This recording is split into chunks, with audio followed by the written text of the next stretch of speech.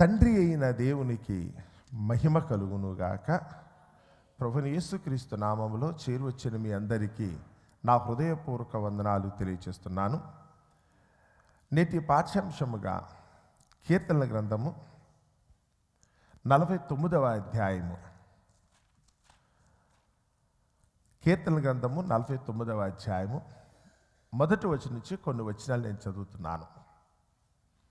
సర్వజనులారా ఆలకించుడి, సామాన్యులేమి, సామంతులేమి, ధనికులేమి, దరిద్రులేమి, లోక నివాసులారా మీరందరూ ఏకముగా కూడి చెవియొగ్గుడి. నా నోరు విజ్ఞాన విషయములను పలుకును, నా హృదయ ధ్యానము పూర్ణ వివేకమును గూర్చినదై ఉండును. దేవుడు తన పరిశుద్ధ వాక్యమును మన వినికిడిలో దీవించి ఆశీర్వదించునుగాక. ఆమేన్. మరి చదవబడిన ఈ మాట కోరహు కుమారుల యొక్క రచన. మోషే కాలములో కోరహు అనే వ్యక్తి దేవాలయంలో పనిచేసే లేవి సంతతికి చెందినవాడు. కానీ ఒకానొక సమయంలో ఆయనకి రాకూడని ఆలోచన వచ్చి దేవుని సన్నిధిలో పనిచేసే భాగ్యం అతనికి దక్కిన, అలా కాదు, ఒక మోషే ఒక అహరోను ఎలాగైతే కనుక అందరికీ నాయకులుగా ఉంటున్నారో, ప్రధాన యాజకత్వ పదవి పొంది దేవుని యొక్క అతి పరిశుద్ధ స్థలములోనికి వెళుతున్నారో, ప్రజలందరినీ దీవిస్తున్నారో, అలాగే నేను కూడా వారి సరసన చేరాలి, వారితో పాటు నేను కూడా సమానంగా ఉండాలనే ఉద్దేశంతో దేవుడు ఏర్పరిచిన మోషే అహరోను మీద తిరుగుబాటు చేశారట. లోకంలో ఈరోజు ఇలాంటి వాళ్ళు కూడా చాలా ఎక్కువ మంది ఉంటారు. ఎందుకంటే దేవుడు వారి సామర్థ్యమును బట్టి వారికైతే కనుక తలాంతులు ఇస్తాను అని మనకైతే తెలియచేశారు. ప్రపంచంలో ఈరోజు 800 కోట్ల మంది ఉన్నా, మన భారతదేశంలో 150 కోట్ల మంది ఉన్నా అందరూ ఒకేలా ఉండరండి. మనకు భారతదేశానికి ప్రధాని ఒక్కరే ఉంటారు, మన ప్రధానమంత్రి అనుకున్నప్పుడు ఒక్కరే ఉంటారు. 150 కోట్ల మందికి ఒకటే ప్రధాని. అలాగే మన ఆంధ్రప్రదేశ్ దగ్గరికి వస్తే 4 కోట్ల మంది జనానికి ఒక్కరే ముఖ్యమంత్రి ఉంటారని. 4 కోట్ల మంది ముఖ్యమంత్రులు అవుదామనుకుంటే కుదరదు. లేదా 150 కోట్ల మందిలో కూడా మేమందరం కూడా ప్రధానమంత్రులుగా ఉంటామంటే కుదరదు. ఒకళ్ళు అవ్వాలి అనుకుంటే, ఆ స్థాయికి రావాలనుకుంటే, ఒక కలెక్టర్ అవ్వాలనుకున్నా, లేదా ఒక ఎంఆర్ఓ గారు అవ్వాలనుకున్నా, నేను ఏదో పోలీస్ ఆఫీసర్ అయిపోతాను పెద్ద పెద్ద అని చాలామంది ఊహల్లో ఉంటారు. మీరు కోరుకుని ఆ స్థాయికి దక్కించుకోవటంలో తప్పులేదు. కానీ దానికంటే ముందుగా దేవుడు ఏమన్నాడంటే, ఎవరెవరు ఏ స్థానంలో ఉండాలో, ఎవరెవరు ఎక్కడ ఉంటే బాగుంటుందో నిర్ణయించేది దేవుడు. వారి సామర్థ్యమును బట్టి దేవుడైతే కనుక వారికి ఆ తలాంతలు ఇస్తారు. అందరికీ అన్నీ దక్కవండి. ఎవరన్నా ఉన్నతమైన స్థానంలో ఉన్నప్పుడు వారిని చూసి మనం ఏడవకూడదు. ఈరోజు అసూయ, ఈర్ష్య, ఎదుటివాడికి ఏదైనా కలిగింది అనగానే నాకెందుకు దక్కకూడదు అంటారు. నాకెందుకు దక్కకూడదు? ప్రతి విషయంలో కూడా కనుక పక్కవారితో పోలికి పెట్టుకుని వారికి ఉన్నది నాకు ఎందుకు ఉండకూడదు అని చెప్పి చాలామంది అయితే కనుక తగులు పెట్టుకోవడానికి, దాన్ని అయితే కనుక అక్రమంగా సంపాదించుకోవడానికి, దొంగతనం చేసో, ఎదుటివాడిని చంపో, దోచుకునో, ఏదో ఒక విధంగా అయితే కనుక ఆ స్థానాన్ని తాము తెచ్చుకోవడానికి ప్రయత్నిస్తారు. కానీ దేవుడు ఏమంటాడంటే, నేను ఎవరెవరికి ఏది ఇవ్వాలో అది ఇస్తాను. ఒకరిని హెచ్చించాలనుకున్నా నా చేతుల్లోనే ఉంది, తగ్గించాలనుకున్నా నా చేతుల్లోనే ఉంది. ఇక్కడ కూర్చున్న మీ అందరి గురించి ఆలోచించేటప్పుడు కూడా చాలా జాగ్రత్త అండి. పక్కవారితో మీరు ఎప్పుడు కూడా పోలిక పెట్టుకోకండి. వారిలో నేను ఉండలేకపోతున్నాను ఏంటి అని కూడా అనండి. మీ శరీర రూపాన్ని బట్టి ఆలోచించినా, మీ ఒంట్లో ఉన్న బలిమిని బట్టి ఆలోచించినా, మీ ఆరోగ్యాన్ని బట్టి ఆలోచించినా, మీకున్న ధనాన్ని బట్టి ఆలోచించినా, మీకున్న కుటుంబం, మీకున్న పేరు ప్రఖ్యాతులు, మీకున్న ధన సంపదలు, ఎదుటివారు ఎవరైనా ఉన్నతంగా గొప్పగా ఉన్నారనుకుంటే నాకెందుకు లేదని చెప్పి వారి మీద ఎప్పుడూ కూడా మీరు అసూయపడద్దు. ఎవరిని ఎక్కడ పెట్టాలో దేవునికి ఒక లెక్క ఉంది. ప్రతి వస్తువును కూడా దేవుడు ఎలా నిర్ణయించుకోవాలో ఆయన లెక్క ఉందండి. ఎవరి సామర్థ్యం ఎంతో, ఎవరెవరిని ఎక్కడ పెడితే కనుక దేవుని యొక్క చిత్తము నెరవేరుతుందో దానికి తగినట్టుగా అందరినీ ఆయా స్థానాల్లో, ఆయా స్థలాల్లో పెట్టాడు. ప్రతి ఒక్కరితోనూ దేవునికి పని ఉంది. ప్రతి ఒక్కరికి విలువ ఉంది. దేవుని దగ్గరికి వస్తే మనుషులు ఒకరికి విలువ లేని వారుగా అనుకుంటారు. మన శరీరం దగ్గరికి వచ్చినప్పుడు, మన శరీరంలో అవయవాల దగ్గరికి వస్తే అరికాలు, కాలి గోరు మొదలుకొని తల వెంట్రుకల వరకు ఆలోచించినప్పుడు ఈ వీటిలో ఎన్నో అవయవాలు ఉన్నాయి. మనకి కంటికి కనపడేవి కానీ కనపడనివి కొన్ని. మన బాహ్యేంద్రియాలు కొన్ని ఉన్నాయి, అంతరింద్రియాలు అయితే కనుక కొన్ని ఉన్నాయి. అసలు ఊహకు అందనట్టుగా అయితే కనుక మన హృదయమనో మన మనస్సు అని చెప్తారు. అసలు అదైతే కనుక ప్రాణం అంటే ఏంటో కూడా ఎవరికి కనపడను కూడా కనపడదు. కానీ ఇవన్నీ ఉంటేనే ఒక మనిషి శరీరం, ఒక మనిషి జీవించాలనుకుంటే ఇవన్నీ కావాలి. ఇందులో ఒకటి ఎక్కువ ఒకటి తక్కువ అని లేదండి. నీ అరికాలి కాలి గోరి కూడా కొన్ని పనులు చేస్తుంది, మర్చిపోకూడదు. దానివల్ల నీకు చాలా ఉపయోగం ఉంది. నీ తల వెంట్రుకల దగ్గరికి వచ్చినప్పుడు కూడా తన వల్ల కూడా ఉపయోగం ఉంది. ఏది మిస్ కాకూడదు. అన్నీ ఉంటేనే మనిషి పరిపూర్ణంగా ఉంటారు. అలాగే ఈ సమాజం దగ్గరికి వచ్చినప్పుడు కూడా మనమందరము కూడా ఆదాము యొక్క పిల్లలం, మరి ముఖ్యంగా హవ్వమ్మ సంతతి అని కనుక మనం అనుకునేటట్టయితే ఆదాము నుంచి మనందరం వచ్చాం కనుక ఒక్కొక్కరు ఒక్కొక్క అవయవముగా అయితే కనుక మనం ఉన్నామంటండి. ఒక్కొక్కరు ఒక్కొక్క అవయవం. చెయ్యలేక కాలు ఉండదు, కాలి గోటులేకైతే కనుక మనమైతే కనుక మన కన్ను అయితే కనుక ఉండదు. ఒకరు హార్డ్గా ఉంటారు, ఒకరు సాఫ్ట్గా ఉంటారు. ఒకరైతే కనుక అందరికీ ఎప్పుడు కనపడుతూ ఉంటారు. కొన్ని అవయవాలు అయితే కనుక ఎవరికి కనపడవు, సీక్రెట్గానే ఉంటాయి. కాబట్టి మనుషులు కూడా అలాగే ఉంటారు. ఇది దేవుడు అనుకున్నప్పుడు ప్రభుని యేసుక్రీస్తు యొక్క శరీరముగా దేవుడు భావిస్తున్నాడు. ఇందులోంచి వచ్చిన ప్రతి అవయవము కూడా విలువైనదే తప్ప ఏది తగ్గటానికి లేదు. అలాగే ఇక్కడ కూర్చున్న మన దగ్గరికి వచ్చిన ప్రపంచంలో 800 కోట్ల మంది దగ్గరికి వచ్చినప్పుడు కూడా ప్రతి ఒక్కరూ కూడా దేవుని సృష్టిలో అయితే కనుక ఒక్కొక్కరు ఒక్కొక్క అవయవములా కనపడుతున్నారు. అందరూ ఉండాలి. దేని విలువ దానిదే. కానీ నేను ఇది పని చేయను, నాకు అలా ఉండాలని ప్రయత్నిస్తే కనుక ఈ పని నాకు కుదరదు, వేరే పని చేస్తానని ఎవరు అనుకుంటే కనుక వాళ్ళు దేవుని చిత్తాన్ని ఎదిరిస్తున్నట్లు లెక్క. ఈ కోరహు యొక్క తండ్రి, ఈ కోరహు కుమారులు కదా ఈ కీర్తన రాస్తుంది. వీరి తండ్రి అలాంటిదే చేశాడు. ఇక్కడ కూర్చున్న మనలో కూడా చాలామంది అయితే కనుక పేచి పెడతా ఉంటారు. నేను ఆ పని చేయను, ఇదిగో వాడు చేసే పని చేస్తాను కదా. నాకు అప్పగించిన పని చేయకుండా, నాకు ఏదైతే కనుక దేవుడు నియమించాడో ఈ పని చేయకుండా వాళ్ళు చేసే పని బాగుంది కదా, అదైతే కనుక అందరూ మెచ్చుకుంటున్నారు కదా, ఆ వృత్తి అయితే బాగుంటుంది కదా, ఆ వ్యాపారం బాగుంటుంది కదా అన్న ఉద్దేశంతో ఎవరన్నా ఏదన్నా కొద్దిపాటి వ్యాపారం చేసి లాభం సంపాదిస్తారనుకుంటే పొలోమంటే అందరూ దాంట్లోకి వెళ్ళిపోతారు. ఏదైనా ఒక ఉద్యోగంలో కనుక కొంచెం డబ్బులు ఎక్కువ వస్తున్నాయి అనుకుంటే కనుక వెంటనే అందరూ కూడా అదే ఉద్యోగం కోసమైతే కనుక అదే చదవటానికైతే కనుక చాలామంది ప్రయత్నిస్తారు. కరెక్ట్ కాదండి. అన్నీ ఉండాలని దేవుడు అనుకున్నాడు. అందరూ కూడా అన్ని వృత్తులు చేపట్టాలి. కూలీగా ఉండాలి, రైతుగా ఉండాలి, యజమానిగా ఉండాలి, ఒక చదువుకునే పిల్లోడు మొదలుకొని ఉద్యోగస్తుడా వ్యాపారస్తుడా అందరూ ఉండాలి. ఈ సమాజంలో అందరూ ఉంటేనే బాగుంటుంది. నీకు ఏది నచ్చితే అది అని కాదు, కానీ దేవుడు ఏది నియమిస్తే కనుక అది చేసే పరిస్థితి ఉండాలి. తొందరపడద్దు, పక్కోళ్ళు చూసి అనవసరంగా చేతులు కాల్చుకోకండి. ఈ పని కోరహుకైతే కనుక తెలియక తొందరపడి చేశారట. ఆ రోజు దేవుడైతే ఆ కోరహును సమర్థించిన వారు ఎవరైతే ఉన్నారో వారందరినీ కూడా అగ్ని చేత తగలబెట్టేస్తారు. వారి కుటుంబాలను అయితే కనుక భూమి నోరు తెరిచి మృంగేస్తుందండి. పెద్ద ఘోరకలి జరిగింది ఆ రోజు.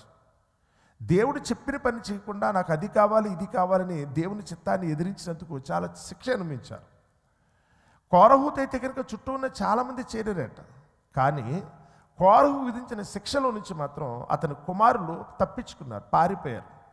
మా తండ్రి చెప్పిన మాట కంటే కూడా దేవుడు చెప్పిన మాటే మనకి కరెక్ట్ అన్న ఉద్దేశంతో వాళ్ళు దేవుని చిత్తాన్ని అనుసరించడం కోసం ప్రయత్నించి తండ్రి దగ్గర నుంచి వాళ్ళు దూరం అయిపోయారు.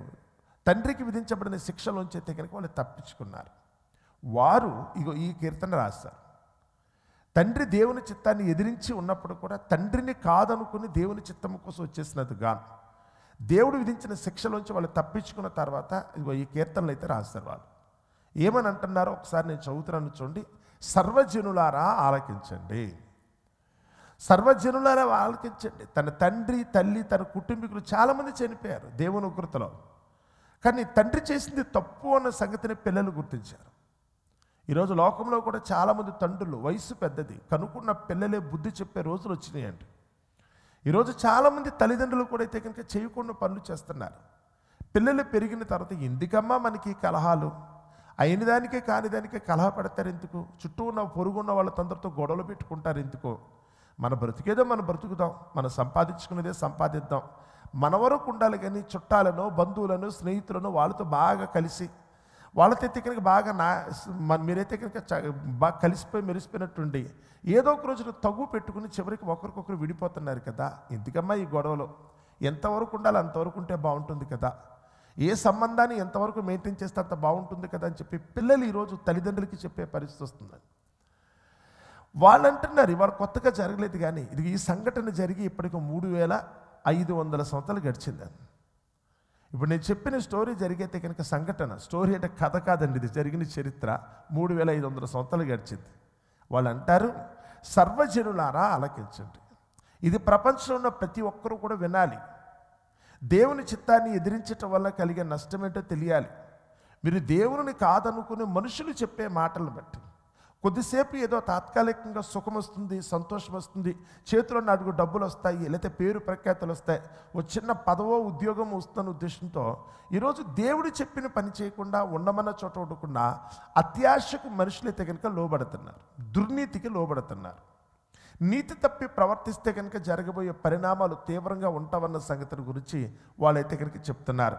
సామాన్యులేమి, నేను చెప్పే మాట ఎవరికి అనుకున్నప్పుడు అక్కడ చెప్తున్నారు, సామాన్యులేమి, సామంతులేమి, ధనికులేమి, దరిద్రులేమి, లోక నివాసులారా మీరందరూ ఏకముగా కూడి చెవియొగ్గండి.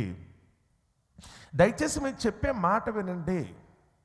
దయచేసి మేము చెప్పే మాట, వారు వీరని కాదు, వాళ్ళైతే సామాన్యులు అనుకున్నా, సామంతులు అనుకున్నా, ధనికులైన దరిద్రులైన ప్రతి ఒక్కరూ కూడా దేవుని చిత్తాన్ని మాత్రం ప్రతి ఒక్కరు గుర్తెరగండి. మీరు ఈ స్థితిలో ఉన్నారు అనుకుంటే కనుక ఇది దేవుని యొక్క చిత్తం, కావాలనే దేవుడు పెట్టాడు. ఆయన ఒకరిని హెచ్చించనోగలడు, ఒకరిని తగ్గించనోగలడు. దేవుడైతే కనుక మీ ఎడలైతే కనుక ఇలాంటి అపారమైన ప్రేమనైతే చూపించేవాడు, మీ ఎడలైతే కనుక బాధ్యత కలుగున్నవాడు. ఆయన ఎప్పుడు ఏం చేస్తాడో కనిపెట్టుకుని ఉండండి. మీ ద్వారా గొప్ప అద్భుతాన్ని కూడా జరిగించగలిగే దేవుడు. కాబట్టి అందరూ కూడా అయితే కనుక మీరున్న మీ స్థితిలోనే దయచేసి ఈ మాటను ఆలకించండి. నా నోరు విజ్ఞాన విషయంలో పలుకును, నా హృదయ ధ్యానము పూర్ణ వివేకమును గూర్చినదై ఉండును. నేను చెప్పే మాట అయితే కనుక ఏముంటుందో తెలుసా? విజ్ఞాన విషయం. లోకంలో పుస్తకాలు చదివితే ఇది రాదు. మీరు స్కూల్కి వెళ్తానో కాలేజీకి వెళ్తానో దేవుని సంగతులు మీకు అర్థం కావు. మీరు అక్కడ నేర్చుకునేది కాదు, కానీ దేవుని సన్నిధిలో దేవుని యందలి భయభక్తులతో నేర్చుకునేది ఉంది. చాలామంది ఈరోజు చిన్నప్పటి నుంచి కూడా ఏదో 1-2 తరగతులు చదువుతున్నప్పుడు కూడా స్కూల్లో టీచర్ గారు అడుగుతూ ఉంటారు, ఒరే నువ్వు పెద్ద అయిన తర్వాత ఏమవుదాం అనుకున్నావురా? ఏమవుదాం అనుకుంటే కనుక చిన్నపిల్లలు ఏమంటారు తెలుసా? నేను కలెక్టర్ని అయిపోతాను, నేను డాక్టర్ని అయిపోతాను, నేను ఇంజనీర్ని అయిపోతాను. చాలామంది సమాధానాలు అయితే కనుక ఇలాగే ఉంటాయి. కానీ వాళ్ళలో ఏ ఒక్కరు కోరిక నెరవేరదని మాత్రం మీరు గుర్తుపెట్టుకోండి. వాళ్ళ ఆశలు అడియాశలే తప్ప వాళ్ళు అనుకున్నది ఏదీ జరగదు.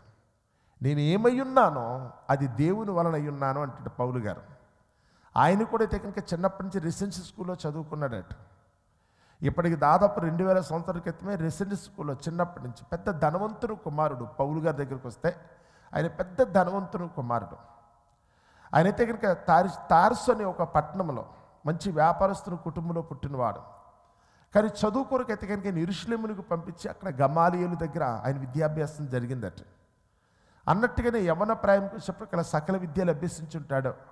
ఆయనకైతే కనుక మంచి ఉద్యోగం కూడా వచ్చిందండి. ఎంత అంటే కనుక మెజిస్టీరియల్ పవర్స్ కలిగిన ఉద్యోగం. ఈరోజు ఒక ఐఏఎస్ చదువుకుంటే కనుక వారికి కలెక్టర్గా ఉద్యోగం ఇస్తే వారికి ఆ మెజిస్టీరియల్ పవర్స్ ఉంటాయి. కావాలనుకుంటే ఎదుటివాడిని కాల్చి చంపేసేంత హక్కు కూడా ఉంటుంది వాళ్ళకి. ఇలాంటి ఉద్యోగమే పౌలు గారికి వచ్చింది.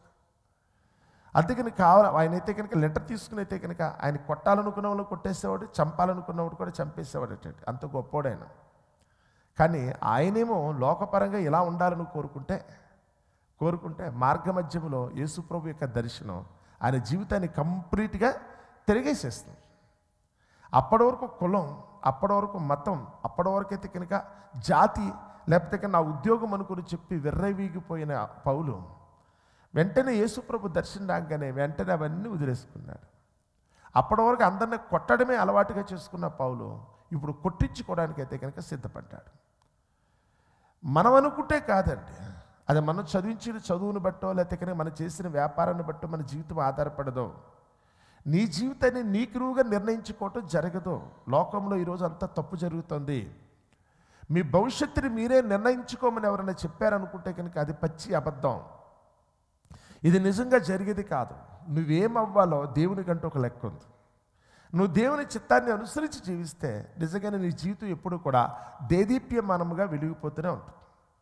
నువ్వు దేవుని మరిచి నువ్వు ఏదో చేద్దాం అనుకుంటే ఏదో ఎండమావుల కోసం పరుగులు పెట్టినట్టు అయిపోద్దే తప్ప నీ జీవితంలో ఏది దక్కదు. ఇగో ఈయన ఇదే చెప్తున్నాడు, వివేకాన్ని గురించి చెప్తాను. నా మాటలు మీకుంటే కనుక వివేకం కలుగుతుంది, మంచి ఏదో చెడేదో మీకు అర్థమవుతుంది. ఈరోజు నేనున్న స్థితి ఏంటో మీకు అర్థమవుతుంది. దేవుని మాట వినటం వల్ల మనిషికి అయితే కనుక వివేకం కలుగుతుంది. ఈరోజు అది లేకే ఒక పశువుల్లా తిరుగుతున్నారు, మృగాల్లా తిరుగుతున్నారు. ఎందుకున్నారో తెలియట్లేదు. దేవుడు నేను ఎందుకు పుట్టించాడో కూడా చాలామందికి అర్థం కాక వారైతే కనుక తోచినట్టు చేస్తున్నారు. మన దగ్గరకు వచ్చినప్పుడు కూడా సృష్టిలో కొన్ని పనిముట్లు ఉన్నాయండి. మనుషులు చేసిన పనిముట్లే, మనుషులు చేసిన పనిముట్లే. బ్లేడు మొదలుకొని అయితే కనుక పెద్ద పెద్ద గొడ్డళ్ళ వరకు కూడా మనుషులు తయారు చేసుకున్నారు. బ్లేడుని ఎందుకు ఉపయోగించాలో దాన్ని అందుకనే ఉపయోగించాలి. చాకు ఎందుకు ఉపయోగించాలో దాన్ని ఉపయోగించుకోవాలి. కత్తెందుకు పనికి రావాలో దానికి లెక్క ఉంది. గొడ్డలు ఎప్పుడు ఉపయోగించాలో కూడా దాని లెక్క ఉంటుంది. గొడ్డలు చేసే పని బ్లేడు చేయకూడదు, బ్లేడు చేసే పని గొడ్డలు చేయకూడదు. ఆ రెండు కూడా వర్కౌట్ అవ్వండి. నా ఇష్టం అనుకుని చెప్పి నేను చేద్దాం అనుకుంటే అది మూర్ఖత్వమే తప్ప మరొకటి కాదు. అలాంటి మూర్ఖత్వంతో బ్రతుకుతున్న వారికి దేవుని వాక్యం అయితే కనుక వివేకాన్ని కలిగించేటట్టుగా, నా మాట మీరు వింటే కనుక వివేకం కలుగుద్ది. ఈ సంగతి మా నాన్నకు అర్థం కాలేదు. పిల్లలు చెప్తున్నారు, ఈ సంగతి మా నాన్నకు అర్థం కాలేదు. సొంతంగా ఆయనకనేదో నిర్ణయించుకుందామనే ఉద్దేశంతో తొందరపడి దేవుని చిత్తాన్ని ఎదిరించి వెళ్ళిపోయారు. నీకు అప్పగించిన పని ఒకటి, నువ్వు చేసే పని ఒకటి. నేను ఉండమన్నది ఒక చోట, నువ్వు వెళ్ళింది ఒక చోట. చివరికైతే కనుక దేవుని చిత్తాన్ని ఎదిరించినందుకు నీకు శిక్షే తప్ప మరొకటి కాదు అన్న సంగతిని గురించే ఈ కీర్తన అంతా కూడా అయితే కనుక రాశారు. అందరూ వినాలటండి. సామాన్యులేమి, సామంతులేమి, ధనికులేమి, దరిద్రులేమి, లోక నివాసులందరూ కూడా దయచేసి నా మాట వినండి. మీకంటూ దేవుడైతే కనుక ఒక క్రమాన్ని ఏర్పరిచాడు. మీకంటూ ఒక గమ్యాన్ని ఆయన నిర్ణయించాడు. లోకంలో ఉన్నంతసేపు మీరు ఏం చేయాలో, మీరు ఎవరెవరితో కలవాలో, మీరు చేసుకునే పెళ్లి దగ్గరికి వచ్చినా, మీరు కనే పిల్లల దగ్గరికి వచ్చినా, మీరు చేపట్టే వృత్తిని దగ్గరికి వచ్చినా ప్రతిదాన్ని దేవుడైతే కనుక చక్కగా మీ కొరకు నియమించాడు. మీరు ఊహల్లోకి వెళ్ళినంత మాత్రం చేస్తే మీరు అనుకున్నది ఏది జరగదు. దేవుడు నిర్ణయించిందే జరుగుతుంది. ఎప్పుడైతే కనుక దేవుడు నిర్ణయించిందే నా బ్రతుకులో జరుగుతుందన్న సంగతిని గుర్తెరిగి మీరు దేవునికి లోబడ్డారో, నిజంగానే ఏదో గాలి వాటిని వెళ్ళే పడవలాగైతే కనుక స్మూత్గా వెళ్ళిపోద్ది మీ పని. అలా కాకుండా ఒకవేళ కనుక దేవుని చిత్తాన్ని ఎదిరించి నాకు నేనుగా నేను ఏదో చేసుకుందామన్న ప్రయత్నం కనుక మీరు చేశారనుకోండి, మీకైతే కనుక ఏదో ఎదురుగాలికి వెళ్ళే ఆపసోపాలు పడి పడవలాగా మీరు ఇబ్బంది పడాల్సిన పరిస్థితి వస్తుంది. అందుకని దేవుని మాటను వినండి. ప్రతి ఒక్కరు కూడా దేవునికి చిత్తాన్ని తెలుసుకోండి. మీకు అప్పగించిన పని ఏంటో చూడండి. మిమ్మల్ని ఏ స్థానంలో ఉంచాడో ఆ స్థానంలో మీరు నెరవేర్చవలసిన ధర్మం ఏంటో చూడండి. తొందరపడి కనుక కాని పనిలో మేము వేళ్ళు పెడతామనుకుంటే, దేవుడు నిర్ణయించింది కాకుండా మరొకటి చేస్తామని కనుక మీరు వెళ్ళారనుకుంటే, తద్వారా మీరైతే కనుక ఇబ్బంది పడతారు కదా అన్న సంగతిని గురించి మరి ఈ కీర్తన అయితే కనుక ఆయన రాశారు. అనుభవంతో చెప్తున్నాడు. వాళ్ళ కళ్ళ ముందే వాళ్ళ తండ్రి చనిపోవటం వీళ్ళు చూశారు. దేవుని చిత్తాన్ని ఎదిరించినందుకు దేవుడు విధించిన శిక్ష వాళ్ళకి అర్థమైంది. కాబట్టి ఈరోజు ఇది చదువుతున్నప్పుడు వీళ్ళైతే కనుక స్వానుభవంతో చెప్పిన మాటలు కనుక మనం తొందరపడకుండా ఒక్కసారి ఆలోచించండి. దేవుడు నన్ను ఎందుకు సృష్టించుంటాడు? నాకు ఎందుకు ఇప్పటివరకు ప్రాణం ఉంచాడు నా శరీరంలో?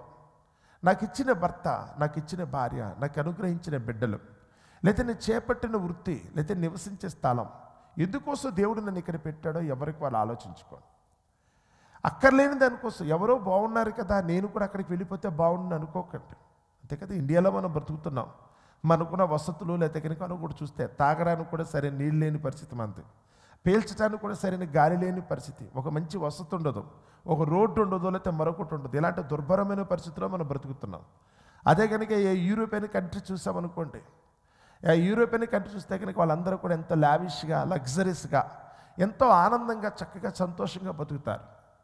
వాళ్ళందరూ అలా ఉన్నప్పుడు మనకు కూడా అనిపిస్తూ ఉంటుంది, ఈ దేశంలో నేను ఎందుకు పుట్టాను, ఇక్కడెందుకు నేనున్నాను, ఇలాంటి ఇబ్బందికరమైన పరిస్థితిని ఎందుకు ఎదుర్కొంటున్నాను, నేను కూడా అక్కడికి వెళ్ళిపోతే బాగుండును, లేకపోతే అక్కడ పుట్టుంటే బాగుండు అని చెప్పి చాలామంది అయితే కనుక తట్టా పుట్టా సర్దిస్తున్నాడు వెళ్ళిపోతున్నారండి. కానీ దేవుడు నీకు నియమించింది ఎక్కడ, నిన్ను ఉండమన్నది ఎక్కడ? వాళ్ళు సుఖమే అనుభవించవచ్చు కావాలంట్లా, వాళ్ళకైతే ఇక సంతోషానందాలు ఉండొచ్చు. కానీ వాళ్ళ దగ్గర దేవుడు ఉన్నాడా? దేవునికి కృప దక్కుద్దా? డబ్బుల కోసమే అన్న ఉద్దేశంతో చాలామంది అయితే కనుక దేశాలు వదిలిపెట్టి, కుటుంబాలు వదిలిపెట్టి ఎక్కడికో వెళ్ళిపోతున్నారు. ఇంతకీ మీరు ఆలోచించేది ఒక విధంగా ఉందే కానీ ఇంతకీ మీరు పోగొట్టుకుంటుంది ఏంటన్న సంగతి మీకు తెలుసా? మీరు ఎదిరించేది ఎవరి నియమాన్ని ఎదిరిస్తున్నారన్న సంగతి మీకు తెలుసా?